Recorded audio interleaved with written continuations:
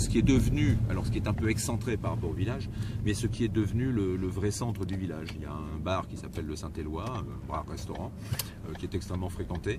Le centre du village, lui, le centre historique, on va dire, malheureusement, il n'y a plus beaucoup de gens qui y passent. Alors on est le matin, on a pu voir quelques passants, mais ça n'est pas une vie vraiment animée. Tout à fait. Ça peut le devenir. Ça peut le redevenir. Redevenir, parce que ça l'a déjà été. Ça l'a déjà été, effectivement. D'accord. Et ça a été un peu laissé à l'abandon, quoi. Oh, je pense que la priorité des municipalités qui ont géré le village, la commune depuis quelques décennies, leur priorité était surtout d'augmenter la base imposable pour augmenter les revenus de la commune, c'est-à-dire donner des permis de construire à tout va.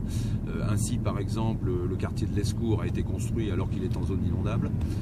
Des permis de construire ont été accordés, bon, à tort ou à raison, moi je pense à tort, mais je veux dire, ça aurait empêché des tas de gens de venir habiter dans notre commune, qui est quand même un très joli village, il faut bien le reconnaître, même si ces gens ne sont pas dans le village intramuros. D'ailleurs, on voit un village assez étendu quand même. Hein. Alors nous sommes là sur le boulevard Honoré-Tesser. D'accord. Honoré-Tesser étant un ancien maire de la Colle.